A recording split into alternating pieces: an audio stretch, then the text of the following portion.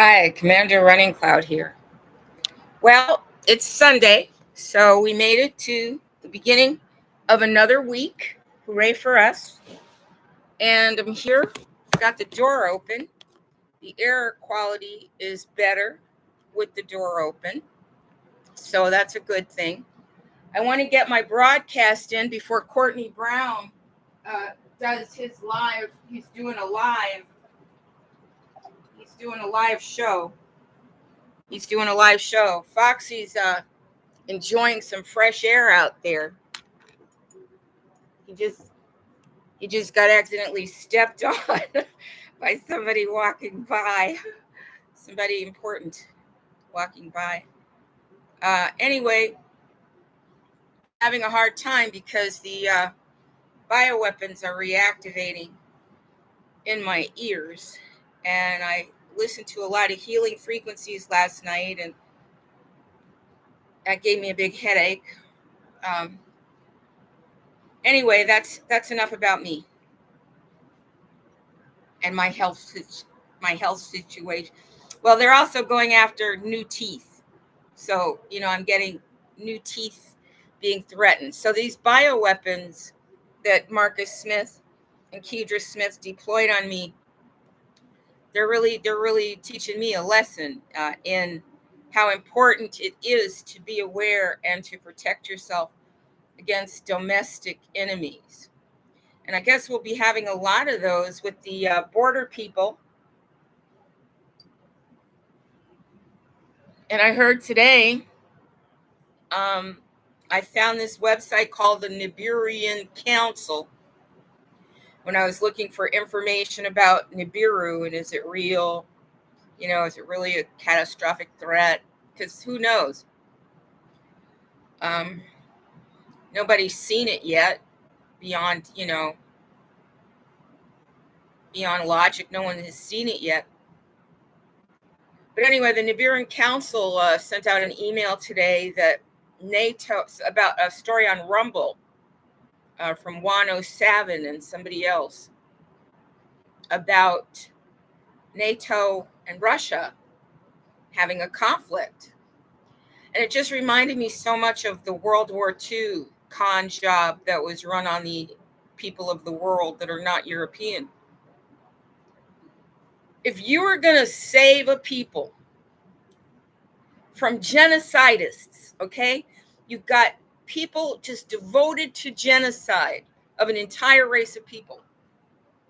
So you get all your people to take all their money and all their beautiful young men to go out and rescue these victims. But then you make a deal to bring the worst of their enemies to town. Now, is that a logical fallacy? If you really thought that one group of people were dedicated to completely genociding another group of people, would you put them in the same room? Would you give a bunch of them an Operation Paperclip, neat entitlement to a good life, and give the other ones all kinds of government entitlements to pay for them to have a good life in the same damn town?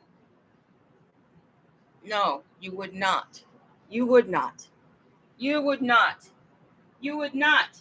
I have to get Foxy. He's a little. Foxy was trapped in his little leash. You would not. You would not have a situation where you would bring genocidal madmen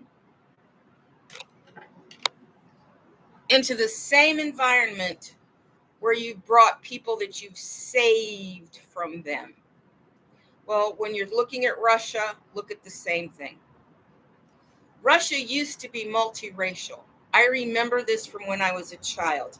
I remember seeing people called Siberians who looked distinctively Asiatic in appearance. Now, if you look at Russia, everybody looks like they're from Paris. Everybody looks like they're from, Moscow could be anywhere in Europe. Yet, They are wanting all of us to believe that there is a difference between them, and we know there's not. Now, this is important because Russia was taken over by the European royals. And if you want to see the story of it, you can look at this film. The film is called The King's Men from 20th Century Studios. The King's Man. The King's Man. And it was made December 2021. And Djimon Hansun, and I think he's Nigerian, he's an African actor, is one of the stars in that movie. And his job is to stand by the side of the leader of the king's table, of these men directing the events of Europe, directing the economy of Europe. His job, everybody has a seat at the table except the African man. He's standing up, big and beautiful and bold. And his job is to protect the European man sitting at the table. And you're going to admire him for his loyalty and his devotion. He really puts his life on the line for the Europeans. Now, when he gets injured and hurt in the story, they don't show his recovery at all. They just show him suffer a devastating injury.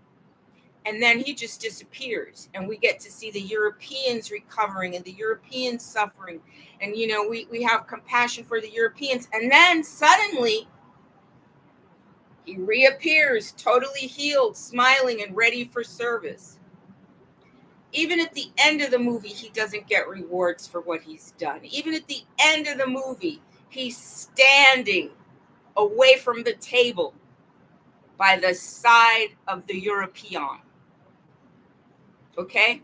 And that was the movie.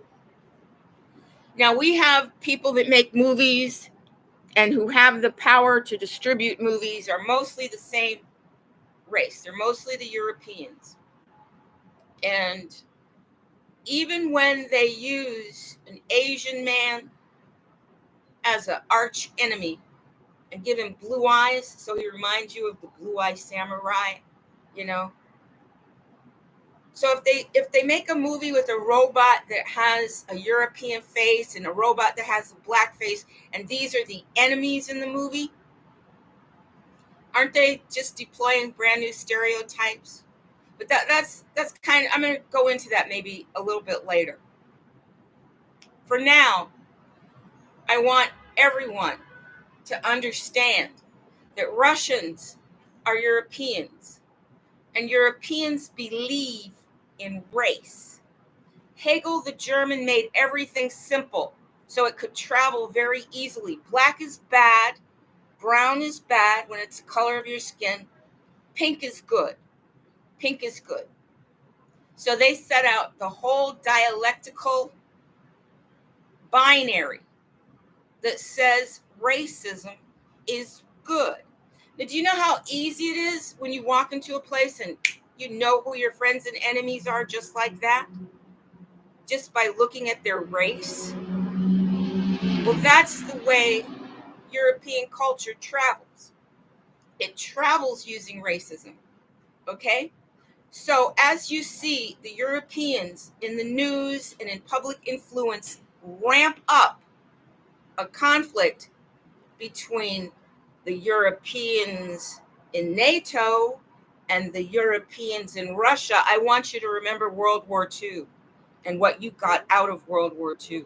You got a lot of brand new, freshly energetic enemies actively stealing, controlling your land and your assets. You got NASA. What NASA do for you? NASA research has led to many private European corporations becoming wealthy. But what did NASA do for you? Do you have free energy?